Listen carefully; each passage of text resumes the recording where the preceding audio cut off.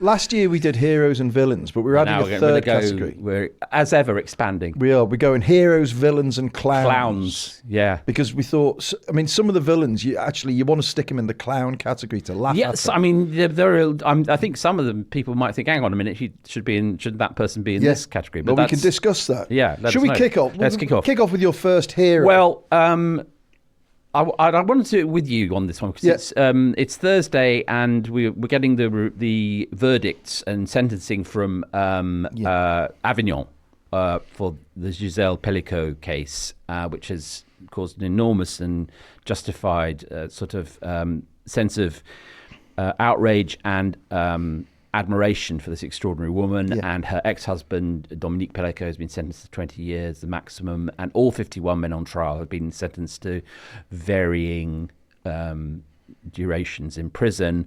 I think some people, myself included, feel that the numbers are a bit on the lenient side, but I don't know the details of French law. Anyway, the reason I wanted to sort of ask you is because, you know, in your capacity as editor-in-chief, you know, Giselle was made Person of the Year. Person of the Year by the New European, which I think everyone on the paper is very proud of. Yeah. And you and you're making Giselle one of your heroes, aren't you? Oh, completely, yes. And, well, I thought it was important. I mean, let's contextualize it. The two other papers that do Person of the Year notably are Time Magazine and the Financial Times, both of whom chose Donald Trump. Yeah. And I have to say, I understand the logic that they say, well, this is the man who has had most influence on the year. Yeah, and also the power. Yeah, but equally, I feel like, when are people in mainstream media going to slap themselves in the face and realise that they're just helping normalise extreme behaviours? And just, you know, we're not just objective observers of the world. You know, the media has a role to shape and inform opinion. And by lauding Donald Trump... Yes, and also it's coming after media at the moment. Totally, yeah. So, I mean, God, how bloody short-sighted do you have to be? So Time Magazine have got this very impressive photograph of Donald Trump on the cover, Person of the Year, the FT the same. And I kind of feel like, do you know what? There are many people I'd rather celebrate than Donald Trump this year. But Giselle Pelicot, I think... will you tell me why you think she deserves to be I think a hero? The piece that the New European ran by Jamie Klingler, who's the co-founder of Reclaim These Streets, put it perfectly. And I'd urge listeners, if they haven't, to go and read it, because it is really, it absolutely explains why this is important and why, to use the phrase that I think Giselle Pelicot and then Jamie picked up, was shame needs to switch sides. Yeah. You know, and this is a woman who has suffered unbelievable trauma, Giselle Pelicot, you know, subjected to mass rape over a long period of time, at least 50 men, probably many more. But she has had this, I mean, it's humbling, the courage that she's shown in turning up at court, taking off her sunglasses, and I don't know, you know, I'm just in awe, finding the voice to represent people. And it's obviously, it sent a ripple of awe and a sense of potential justice around the world. Yeah, that's why she's a hero. Can I do something which feels counterintuitive to me, which is, let's not talk about Giselle Pelicot for a second. Sure. I want to talk about some of the men. Yes. Because I think, bizarrely, and with the best will in the world, the attention and the praise that Giselle Pelicot has received has, in a strange way, put the heinous crimes and the perpetrators of those crimes slightly stage left. And it made, so one of my villains of the year, right? I picked one at random. Well, not quite at random. Redouane El Farihi. I picked him. He's a nurse who raped Giselle Pelicot, one of the 50 odd that they could identify. He was, the reason I picked him, he gave an interview crying out that he was the victim and you know, the world was against him. But what I thought, what the most striking thing about this is that Dominique Pelicot was able, quite easily to recruit such huge numbers of random strangers on a website of to come and rape his wife. Yes. And I don't think, and forgive me if I'm wrong on this, but I don't think that and the consequences of that have been discussed enough. No, and the mayor of their former home village, Mazin, Louis Bonnet, said, I think it was the BBC was interviewing, said, yes, I am minimising it because I think it could have been much worse. God. How could it have been much worse? You see, the BBC ran a report. A friend of mine pointed it out and said, they've described Giselle Pelicot as an ordinary woman. And my friend said, very, very out of the ordinary. There's nothing ordinary about Giselle Pelicot at all. But what is really terrifying is how ordinary all of these men, and willingly they trooped along to rape somebody. Well, she's obviously a formidable and formidably clever person because, in addition to her courage, because she talked about the banality of rape, which is an obvious echo of Hannah Arendt's banality of evil, referring to Eichmann in the Nuremberg in Eichmann's trials in Israel, and I think that's a chilling and brilliant way of putting it, because, of course, that's the point, is that not the normalization, but what her husband was doing was, from what one gathers, sort of selling this as a kind of swingers club, when it was simply the mass raping of a drugged woman. And I think you're right to, as it were, in addition to, rather than opposed to, swing the spotlight a bit to the perpetrators and those who've been sentenced. I wish they'd been sentenced for longer. Yeah, me too. I mean, I think it would be wrong if the courage of Giselle Pelicot became the total story. Yes, because what if I was a woman looking at that, the thing that well, you don't have to be a woman to be terrified by the behavior of these men. And as a man, I can say I find it completely terrifying, because these were ordinary people. Yes. These people who went on to rape somebody, bakers, policemen, journalists, soldiers, all and God, I don't know how many he tried, but clearly a significant number went ahead with it. And you think, absolutely, how close to depravity are men, that well, I mean, it's terrifying. The old Lord of the Flies argument that that civilization is actually a very thin veneer, perhaps especially with men, given their sort of darker impulses. And I think this is a very, very shocking, but also instructive episode, because it really does, as have many stories in the last 10 years or so, draw attention to what you're describing, which is that this is a structural issue, and the solution to it, as well as the operations of the law and more rape convictions, because the rate is pathetic all around the world, is that one has to acknowledge that one of my gripes, I don't like the not all men argument, because yes, not all men are rapists, but then not all men did anything about this. And I bet you a lot of men knew about it. And it's incumbent upon men to educate their sons. I agree completely. Into this. And this is one of the points I was going to come on to a little bit later, is that the toxic masculinity, which is massive, that's become a theme in the last couple of years, exemplified by people like Tommy Robinson and Andrew Tate. Yes. That is something that good fathers have got to stamp out as best they can. Can I move to one of my heroes? Please. Because it's in the same vein, and it's Ibrahim Hussein. Oh, yeah. Who was the imam of the Southport Mosque that got shelled by absolute arseholes. It did. After the tragic murder of the Southport, the 3 Southport girls. And I thought the words that he spoke in the aftermath of that, having been, put under enormous terror by idiots from all over the place, just spoke volumes about the best of us. Yes. Where he said he didn't focus on the people who were throwing the bricks. He focused on the people who came the next day to sweep up the bricks, and spoke about this is the community at its finest. And I do think that it's worth remembering that when we go through these trials and tribulations as a society, there is another side to the coin, which is the people fighting against them. Absolutely. And this guy, Imam Ibrahim Hussein, I think exemplified admirably the best of that. So he's one of my heroes of 2024. So back to me, Alexei Navalny, who barely gets into 2024, alas, because he died in the Polar Wolf prison in the Arctic Circle in February, only 47. And a truly great man and a great dissident, and also someone who understands modern politics. So he's a great user of digital technology, and as we know, survived one serious assassination attempt barely.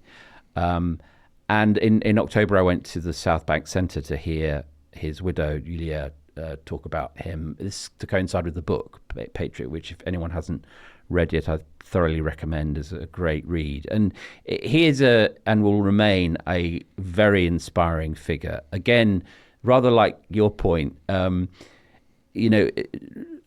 is evil and destructive and demented and every other pejorative word you can think of, but not all Russians are like Putin, and there is in the Russian soul what Navalny represents, which is a desire for a civilized nationhood, and he died for it, know. And I wouldn't want to suggest for a moment that we are close to a velvet revolution or any kind of revolution in Russia. I think it's in a very bleak place. Yeah. But Navalny's legacy will live on. Yeah, I hope and so. And his widow, I think, is thinking of carrying on and perhaps running for office and so on, which is an incredibly brave thing to do given the methods that Putin uses. Given the environment in Russia. Yeah, I mean, she's incredibly hugely impressive. And when you think how recently she lost him, and you can tell from the book and indeed the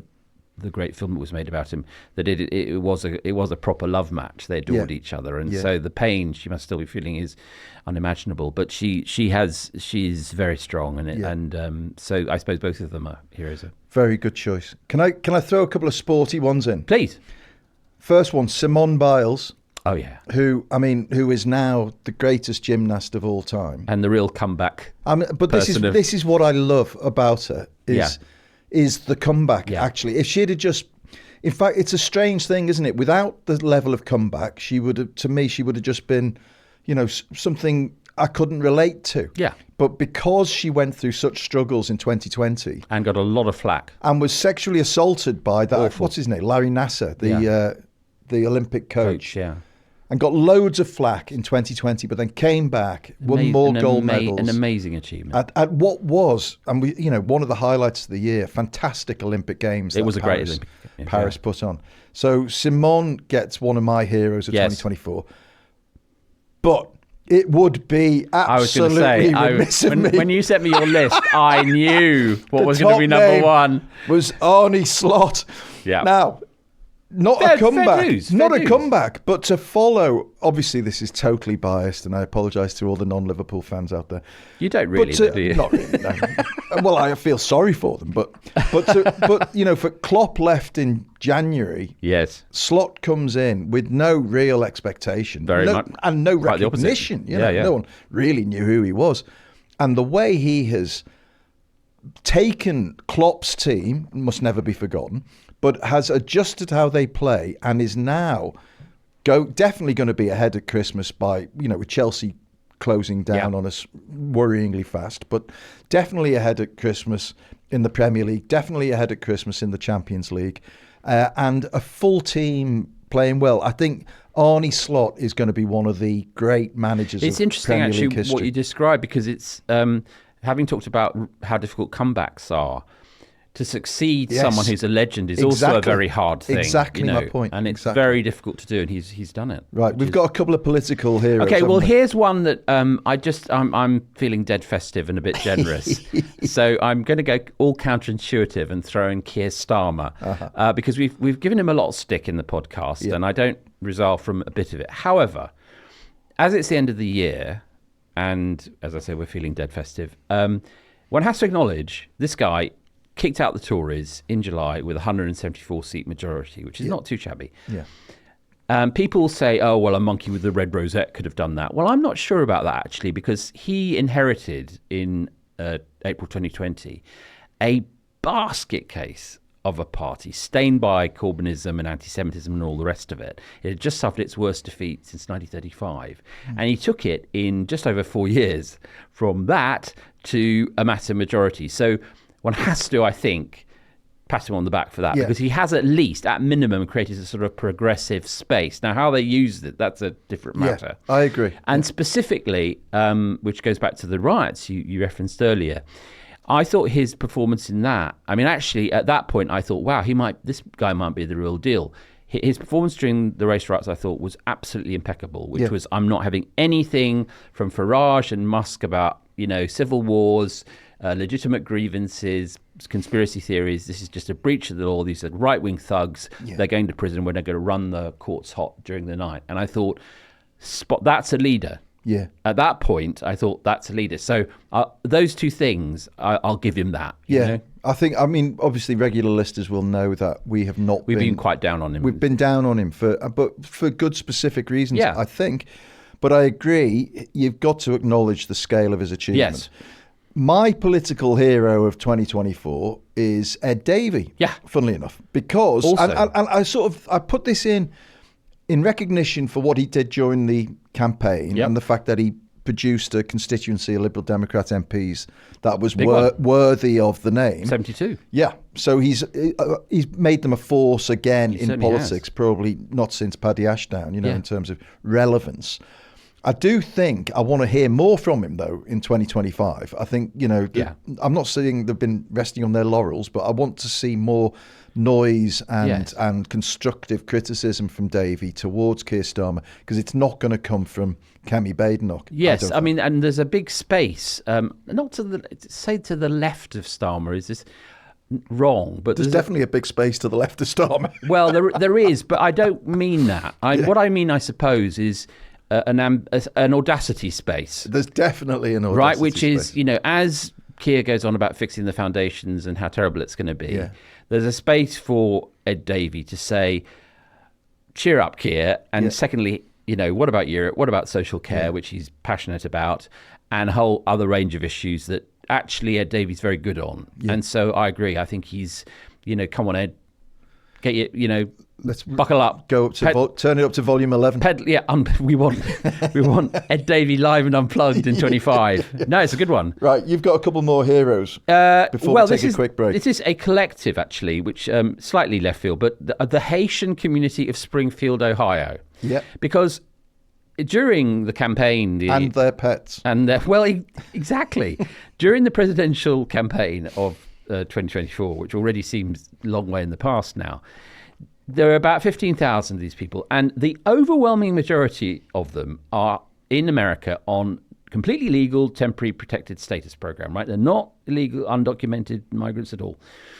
And suddenly, out of nowhere, because J.D. Vance spotted there was a housing shortage in Springfield, they got turned into the villains of the piece, and it went viral and global, and ended up with the sort of grotesque business with Trump at the one debate he had with Kamala Harris in September, doing the thing which has now been set to music many times. They're eating the dogs, the people that came in, they're eating the cats, they're eating the pizza, the people that live there, and it's funny, but actually it wasn't funny for these people because they're just ordinary American citizens going about their business, and there were death threats, and municipal facilities had to be closed, and neo-Nazis marching through the town, and they came out of it with immense dignity and patriotism, and they got a bit like what you were saying about the Pelicot case. Actually, they got forgotten because everyone was biffing Trump and Vance, and rightly so. But actually, there were real world consequences of this nonsense. Yeah, and so totally. And you say it's not funny, and it isn't funny, is it? I mean, this is the problem: is that what Trump did, and then the memes that followed from it were undoubtedly funny. Do you know, I watched something, obviously, and I don't want to fall into this everyone you hate is Hitler thing, but there was a clip of Hitler giving a speech to the German, whatever it was, the Bundestag, and Make Germany Great Again movement. Yeah, basically. Yeah. And it was after Chamberlain had obviously sent him a note, and Hitler's reading out the list of countries that Chamberlain's told him he must not attack. And as he reads out this very long list, half of which he does go on to attack and invade, everyone starts giggling, and then everyone starts laughing, and Hitler plays it brilliantly. You know, he's like perfect comic timing. By the end of the little speech, everybody's in uproar and having a great old laugh about it. Fast forward a year, and it's not so funny. Hundreds of thousands of people are already dead, and millions more to die.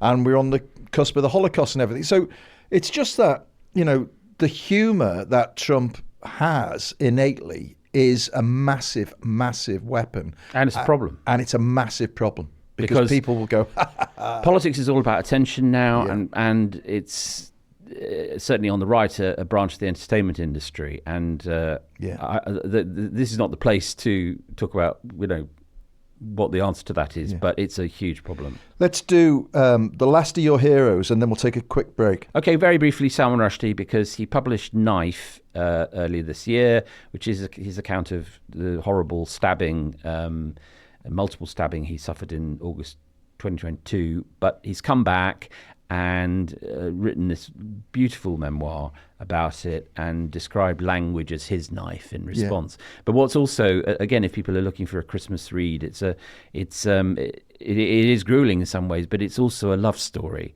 because it's about how his wife, the poet novelist Rachel Eliza Griffiths, helped him back to what he called a wounded happiness. And I think there's something rather wonderful about that. What a great phrase. Yeah. That's where we'll all end up, God willing, with a wounded happiness. That's not bad. Yeah. Okay, let's take a quick break, and we're going to come back with some villains and some clowns.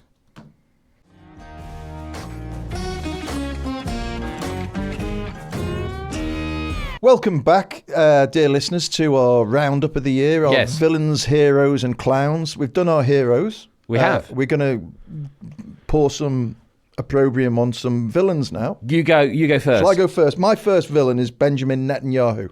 Brilliant. And because I think, without relitigating the entire circumstances of what's going on in the Middle East, I think Netanyahu stands as an absolute villain in the piece. And I accept all of these caveats about, you know, why can't Israel defend itself, and why is Israel held to a different standard and all of this business.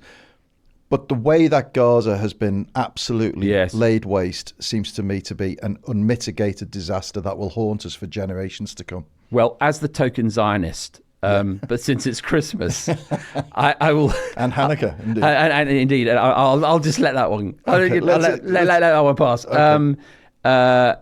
Because, as you say, we've relitigated that one a gazillion times. And also, by the way...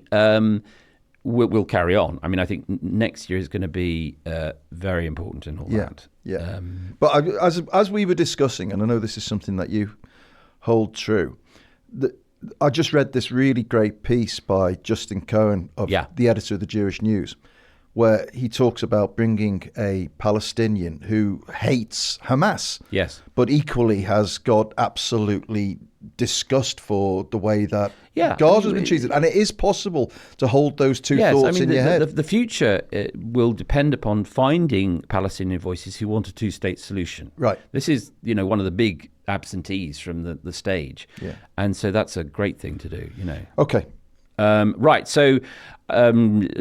not a surprise, but we better get him out of the way, is the Donald. And let's just say, a year ago, this time last year, he was facing scores of indictments. He'd been found liable for sexual assault.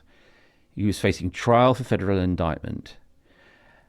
And then he fought the most hateful and mendacious campaign in presidential history, and was rewarded by victory in the Electoral College, popular vote. He's got control of Congress and Senate, not by a big margin. As we know, the Supreme Court has already granted him presidential immunity, effectively. He's the villain, I think, of the piece, bar none. I am worried that we, and rightly so, will continue to sort of write about his authoritarianism, which is undoubted and imminent. But what worries me about him is that there is this kind of energy and popularity emerging around him, the sort of Morning in America feel, and it's very important not to be swayed by that. Yeah, the emergence of Mar-a-Lago as a kind of dark Camelot. Yeah. You know, are there any chinks of hope? None. Nothing. And I think that's the point. Is that it's kind of reset time. Press the reset button, which is.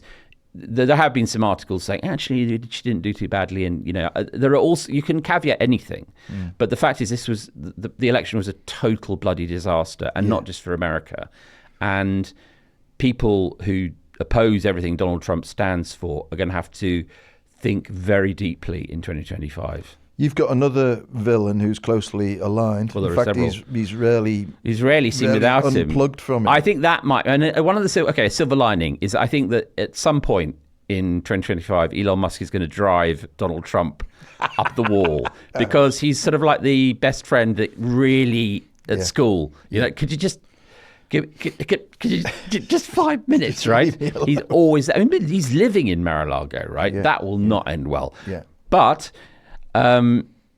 His net worth has gone up to 486 billion since the election. I mean, it's paper worth. But well, he was the one that said prior, if he doesn't win, I'm fucked. Yes, I mean, and he's now the reverse of fucked. He did gamble, and what's sort of, I mean, here's one aspect of the villainy. There are so many, but he's, as today, Thursday, he's not head of a government department. The incoming Department of Government Efficiency that he and Vivek Ramaswamy, neither of whom, by the way, have ever held office or elected office, is not set up yet because Trump isn't in power yet, right? But he's acting like it is, and he is on the phone to Republican congressmen telling them what they can and can't do. Yeah.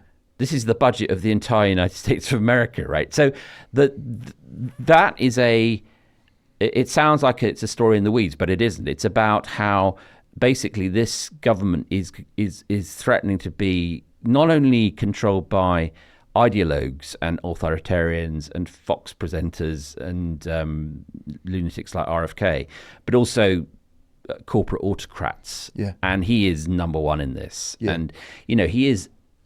Do you remember a guy called J.D. Vance? Shady Vance. I mean, look, who is the real vice president at the moment? Yeah. I wonder what J.D. thinks about all this. Anyway, so that's another one. One of my villains is Paul Lavenels, the saintly Paul Lavenels. Very good one. Who I just can't, I've got no time for, can't it's stand amazing, at all. Isn't it? Absolute horror of a person. She keeps on giving as a villain as well. And, no sense whatsoever of... maybe it's a Church of England thing. I was going to say, I think it may well be... There's a bit of Justin Welby. There's a lot of Justin Welby about... It's like, a head has to roll, Yes. Or, I wasn't told, or I wasn't to blame, and all of this business. I didn't know nothing. Crying for herself on the stand, about I'm how sorry, miserable I've it all got is. No support for it. I mean, really, really, a totally rotten... awful person. Horrible person. Go on, throw one at me. Well, again, and not a surprise to listeners to this podcast, or indeed to people with any moral sense. Anyone breathing. But Farage, who, again, is, I'm sorry to say, one of the political winners of 2024, having come back and in very short order as leader of Reform, driven it not only to 5 seats, which is not very much, but a 40% share of the poll. They have been ahead of Labour in at least one poll. And, of course, this week there was all the fuss about him and his new treasurer, Nick Candy, going to Mar-a-Lago to see Musk about this proposed possibly incremental £100 million donation. Posing in front of the picture of the Donald. Weirdest painting I've ever seen. It's an old one, and it's a picture of... Trump looking like a sort of cricketer. Well, he's wearing a cricket jumper. He is, yeah. But also his head's out of proportion. Yes, I mean, it's a terrible picture. It's a terrible portrait. But, Farage is not... Farage understands the visual culture of today. Yeah. And that picture will have struck fear, and rightly so, in the hearts of Labour and Tory politicians because, he is a terrible man. He's done terrible things to this country. but he is a formidable politician. Yeah. And I think we've been consistent in saying that anyone who underestimates him is making a grave error. Well, I mean, mainly, everyone says politicians are liars, but he's the best liar of them all, and his capacity for telling lies and dissembling is unparalleled. And this is how he's getting on so well. He is what Dave Chappelle would call an honest liar. I mean, he knows we know he's a liar, but it's a kind that in that complicity lies his sort of message, which is, I know they're all rotten, you know they're all rotten, so vote for me. Yeah. And that's a very dangerous message, particularly if it is, as it seems likely to be, massively subsidised. Yeah. Massively. Well, they're talking about, I think, Tim Montgomery, who has jumped over to Reform, the formerly Conservative commentator, says that they're going to take 20 million off Musk in cash next year. So, I mean, and Nick Candy's already donated 40. So you're suddenly getting into figures that are new in the history of political donations. And with money, which he's never really had, not on this scale, nothing like, and organisation and, crucially, vetting of candidates, there's really no limit to how much he can do. Which may well explain why every single bookmaker in the United Kingdom makes Nigel Farage the favourite to be the next Prime Minister after Keir Starmer. It's an amazing statistic or fact. I mean, isn't that mad? A year ago, we had it done up on the front cover of the paper. Yes, and it could happen. And people thought we were people laughed at pushing us. it. No one's laughing now. No, not at all. So one of my villains, this is a collective villainy, is any owner of an American Bully XL dog. Excellent. I'm afraid. Absolute scumbags. Uncontroversially, a good selection. I mean, with no reason whatsoever. No. These dogs have killed dozens of people. Go on killing people as well. Even last week, somebody being attacked and killed by one of these bloody things. They should be. In my view, they should all be. And people say, "Oh, it's not the dog's fault," and it isn't. But I'm sorry, you can't have as a pet an animal that's been bred to kill things. People. No, I mean you wouldn't say it's not the tiger's fault if people started walking around with tigers in shopping precincts. You might say it's not the tiger's fault, but you make sure that they're bloody taken away and put down. If people were walking around, and they were, and this legislation that's been brought in. The biggest flaw in it all is that most of these deaths and the maulings are happening in people's houses. Yes, of course. By the stupid people who own the bloody things. Yes. So I'm sorry, they're... No, I mean, they the owners need to be seriously penalised. If you own a dog that kills someone, even at home or anywhere, you should go to jail. I agree completely. 100%. I mean, it should be. I mean, you could make a case. It's manslaughter. It's totally manslaughter. Yeah.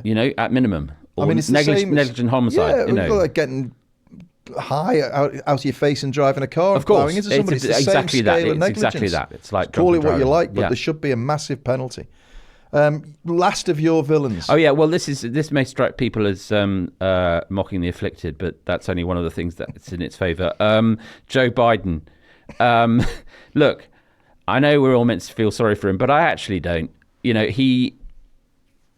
Everyone knew that he was not up to running again, and he waited and he waited and he waited. It wasn't until the catastrophic debate on June the 27th this year that it just became obvious to the whole world that he was not capable of running for president again.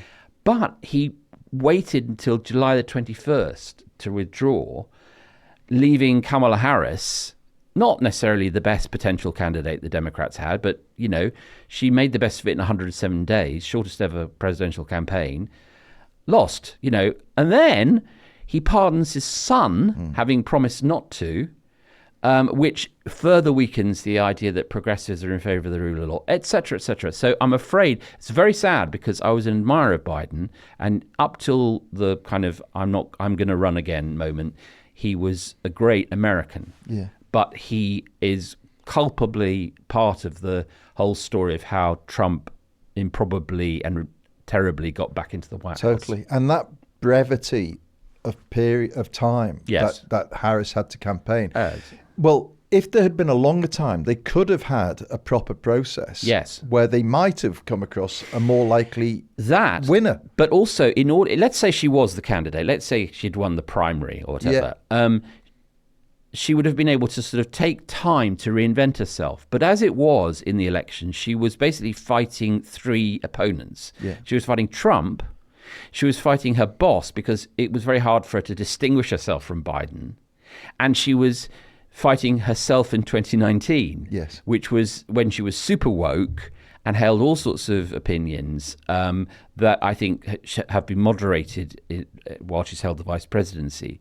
But again, it's very hard in 107 days to say, I'm not Trump, I'm different to Biden, and I've changed since when I ran for the presidency unsuccessfully in 2019. That's too complex a message. Yeah. Also, the extraordinary, I mean, one of the things that I keep pinching myself about is the extraordinary naivety of people, how people got swept away on the fumes of her as a candidate. Yeah, I mean, we didn't, to our credit. No, you know? I mean, one word I think we should consign to the memory hole of 2024, or Room 101, or whatever it's called, that TV series, is brat.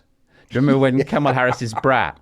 What is that? I don't. I mean, at the time I looked it up, and I had that kind of middle-aged thing of I expect it means something really important, right? And looked it up, and I remember we talked about it somewhat mystified on the podcast. It was basically a song and a colour. Yeah, and a green, right? And the idea that green was going to win the particular shade of green. The best way to fight inflation is with green. That'll knock Trump over. The border crisis, we're fighting it with green. Right? Ridiculous. Okay, right. Enough villainy. Clowns, you'll go. Clowns. Or have you got any more villains? No. I've got no more villains. Okay, clowns. Well, I have, but time prevents. My first clown, and actually could easily have been in the villain category, but I did want to make the point that I think he's a clown. Yes. And that people who think he's anything other than a clown are also clowns. And it's Tommy Clown Robinson. Who is Stephen Yaxley? Stephen Clown Laxley Clown Lennon, who is just a little short arse clown. Apologies for the heightism there, folks, but it especially seems relevant in his sort of... It does a bit. Little narky little fascist. Yes. Who's now serving time at Her Majesty's pleasure, yes, having tried to present himself to the world as the next Che Guevara, and unfortunately has been deemed to be just a little tosspot who needs to go inside for breaking all sorts of rules, injunctions about not talking about Syrians. So, good. I mean, that's where he belongs, and so, you know, sometimes... Tears of a Clown. Tears of a Clown for poor old Tommy. Well, yes, who was Tears of a Clown by? That was another Robinson, wasn't it? Smokey Robinson. Smokey Robinson? No relation. No relation. Okay. That would be very funny if we... I think we should start referring to him as Smokey's brother. Smokey's long-lost brother, Tommy. Love that. That'd be brilliant. Right. So... who's your first clown? Okay, my first one is... It's a sort of festive flavour to it, which is... Tiny Tim Waltz, right? No one will remember who he is, but he was the governor of Minnesota who was named as Harris's VP pick on August the 6th. And at the time, everyone, again, a bit like the Green Brat stuff, everyone said he's amazing and he's a coach, and he popularized the Republicans are weird line, which wasn't a bad attack line, but people really got, you know, overexcited. And then he went into a debate with J.D. Vance on October the 2nd, and he just looked like a startled bunny in the headlights and referred to himself in the debate as a knucklehead. Right now, I don't know about you, but the one thing you want to know with the vice president is, you know, what if the president dies? They're going to be the person with their hand on the finger on the button, right? Yeah. Someone who actually volunteers the fact that he's a knucklehead kind of immediately. So I don't know where he is, what he's doing, but in the end, he value added zero. Poor old Tim Waltz. Tiny Tim. Give us another. This one's a traditional clown. It's your one. What, Rishi? Rishi Sunak. Oh yeah. Well, I mean, this is now. Couldn't let Christmas pass without. No, I mean, Sunak. I think Rishi should be indelibly sort of engraved as one of our clowns of the year, because I worry a lot about the fact that he's going to be reprieved by the nation at some point and appear on chat shows and sound reasonable and laugh and talk about his fucking Bluetooth mug and everything. Yeah. And we must stop this, because he is a uniquely terrible politician who gave great succor to all the sort of worst aspects of right-wing populism, which he knew were as bad as they were. Yeah. Stop the boats, Rwanda, all that.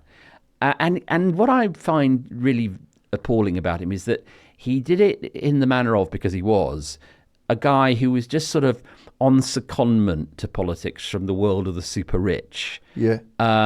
Like, good to know what it's like to be prime minister. Well, was it like he popped in to do us all a favour? Yeah, came in 2015 to a safe seat, Yeah. By 2022 he was prime minister. With his green card. With his green card, again, green. Yeah. Lasted until his brat card. Lasted until 2024, but I'm sure he'll go off and run a venture capital firm with a stupid name like Zesty or with an I or Pineapple. Downpour. Yeah, exactly. But what I think we need to put up guardrails of now, people, is if you see him on chat shows and you go, oh, he wasn't that bad after all, right? Don't. Yeah, he was there. Don't. He did give us one of the funniest moments of the year, which was standing at that podium as the heavens opened. Yes. And continued as his suit got wetter and wetter and wetter. Yeah, no, I mean... retreated like a drowned rat. It's a bit like your earlier point about, why did people think that Brat and all that was good? It's sort of what... People can convince themselves of anything. This is the terrifying thing about... there was a moment when there he was standing in his school trousers, too short, looking ridiculous from the word go, and everyone went, oh, it's so good to have a grown-up back in the room. No, it wasn't. It really wasn't. He was neither a grown-up nor the right leader. Terrible. Right, my last clown of 2024, and I mean this in a very literal way, in the sense that he is a great comic who has given huge comfort to misanthropes the world over, is Larry David. Oh, brilliant. He's a proper clown. A proper clown. Yeah. And I mean it in the best possible way. Yeah. Curb Your Enthusiasm. I can't believe there's a single listener to this podcast who hasn't watched Curb Your Enthusiasm. But if you are that genius. One person, go out and watch it. Pure genius. It was a whole new kind of comedy, wasn't it? It was. It said things that were so brutally funny and that felt like they were unsayable until he said them. Well, what was interesting about it was that at the very moment that people were becoming worried about sort of speech codes and etiquette and what you could and couldn't say and who couldn't say it, Curb Your Enthusiasm was all about a man who was based on the real Larry David, but not quite, played by Larry David, called Larry David, who just bulldozed through all those codes with complete, not just sort of unaware, but aware that he was saying things that you shouldn't say. And the results were invariably funny. What's your favourite moment in Curb? I loved the one where he was dating the woman in a wheelchair, and it came up on his mobile as disabled or something like that. It's just so bad, Mine was they were at a pool party. This is a bit risque, but in the spirit of Curb, there was a pool party, and they were all stood around, and the host of the pool party's 10-year-old son was naked. Yeah. But had a conspicuously large member. Yeah. Right. And Larry David pulls the father over, who's the host of the party, and says, hey, your son. Points to him. The father says, yeah, what about him? He says, great kid. The father says, oh, yeah, well, thanks for pointing out. He said, great penis. The guy says, get out of my fucking house. And they all have to leave. And as they're leaving, Larry's mate, says to him, what the hell were you thinking? And he just said, I took a risk. And I just thought that just summed up the whole series. He was brilliant. So anyway, the reason he's in the 2024 list is that Curb is no more. But it will live on forever. It will live on forever. I want to say a quick nod to someone who's always my clown really of the year.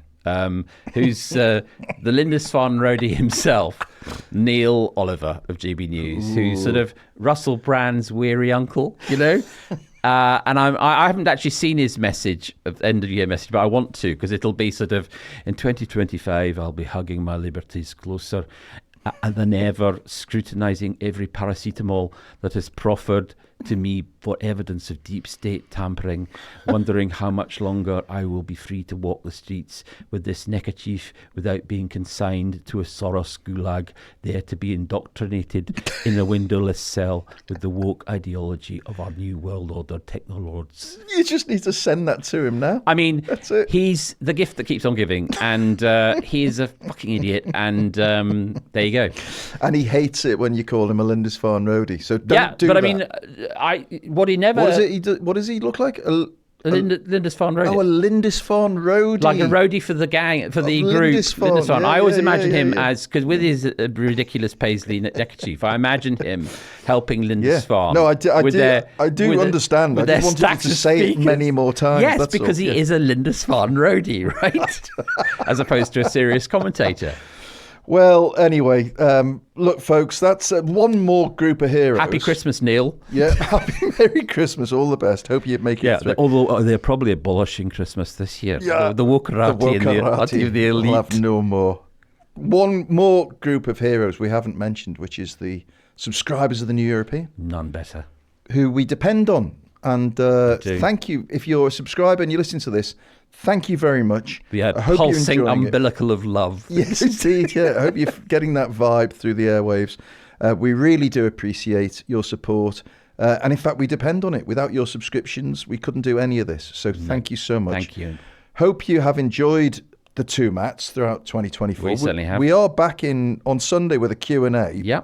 So we'll save our ultimate farewells until then. But I hope you enjoyed this run through of our heroes, villains and clowns. Yep. If you're not a subscriber, please do so immediately. Go to theneweuropean.co.uk. Without delay. Without delay. Action this day. neweuropean.co.uk/2Matts. You can subscribe from just £1 a week and you'll get a free copy of Alistair Campbell's 2024 diaries. So end 2024 on a high. Go and become a subscriber. Send in any emails you've got, any feedback on what we've done this week or this year to 2mats@tnepublishing.com. Thank you as ever to our fantastic production team at Rethink Audio, led by Matt Hill. And until Sunday, It's goodbye from me. it's goodbye from him. Goodbye.